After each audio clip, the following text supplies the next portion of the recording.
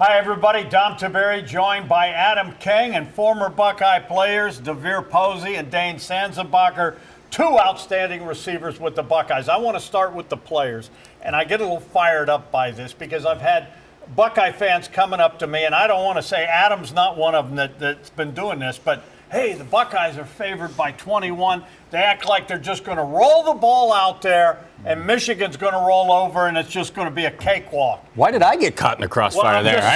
I'm just saying, you're not one of them. I'm not one of them. Sure. But I hope no one is listening to that nonsense, because you guys played in the game. You know the records don't matter, do they? Yeah, absolutely. I mean, ask Antoine Whitfield about a guy named Bishop Biaka-Patuka. They were ranked very high, number 2 in the country. Ohio State is on its way to the national championship. He has a career day. In rivalry games, everything goes out the window. It's all about Ohio State versus Michigan. More importantly, the past record that's been online. We're 0-3 versus these guys in the last 3 years. Like, if being more than a national championship, being a part of this rivalry and getting one pair of gold pants isn't on these players and coaches' mind, I don't know what is. Yeah, I think the one record you do want them to remember is that one. Yes. Is their record against Michigan. I mean, and you've talked to coaches and players all week. This is not one that's going to be lost on them. I think you're going to have it all week. The fans are going to be fired up.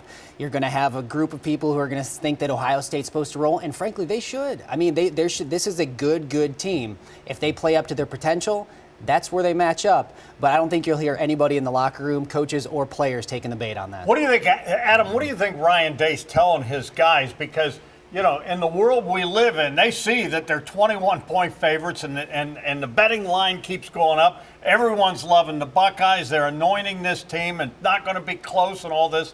And then you hear the coach up at Michigan saying, well, last time I checked, it's the same guys down there that we beat the last 3 years. That's true. And all. That's what he said. I mean, what does Ryan say? Well, I think it's interesting because there hasn't been much said this week, and I don't think there needs to be anything said. It's the idea that look at the logos behind us, Dom. These two teams could be 0-11. It would still be the greatest rivalry in sports.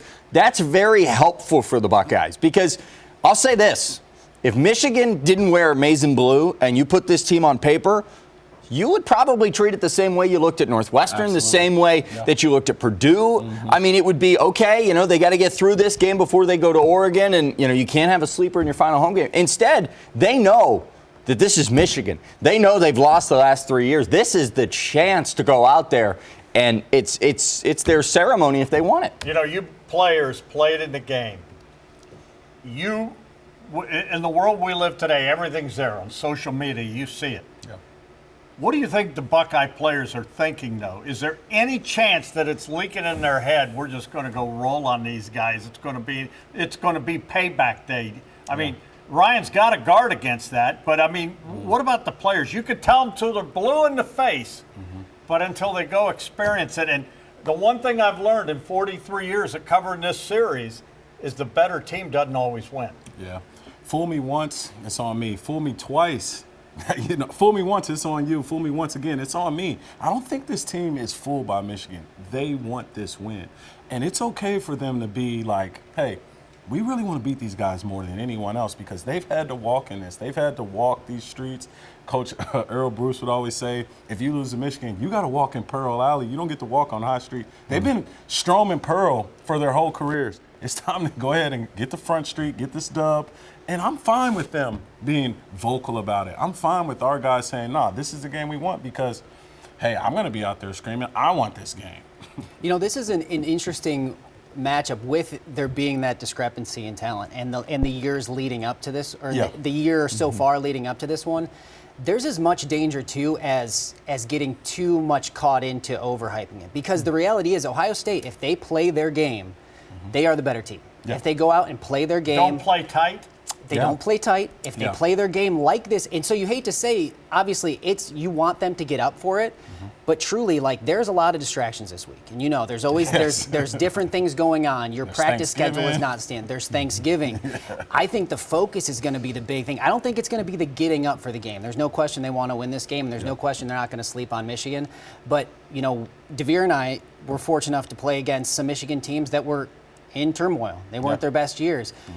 And the more we took those games as this is about us, do our jobs and we'll win, came out on the right end of them. So I think there's things to weigh here. As much as they can keep this a normal week and play their game, I think they're in good shape. Well, I think that's You're 4-0 versus Michigan, correct? Were you? I'm 3-1. Oh.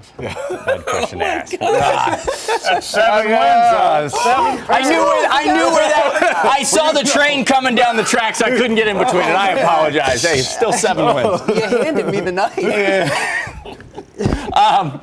With that said, I think you're exactly right because I think if when you look at this game, Michigan's offense going up against this Buckeye defense it's going to be very tough for the Wolverines to move the ball. And I think Sharon Moore said, they say we can't throw, we find ways to throw. We say we can't run, we find ways to run. This is different.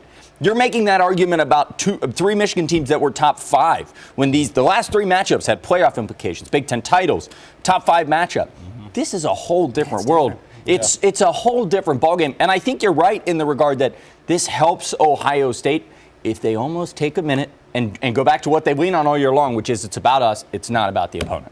All right, guys, great stuff. Keep it on 10 TV, 97.1 The Fan for all your Buckeye football needs.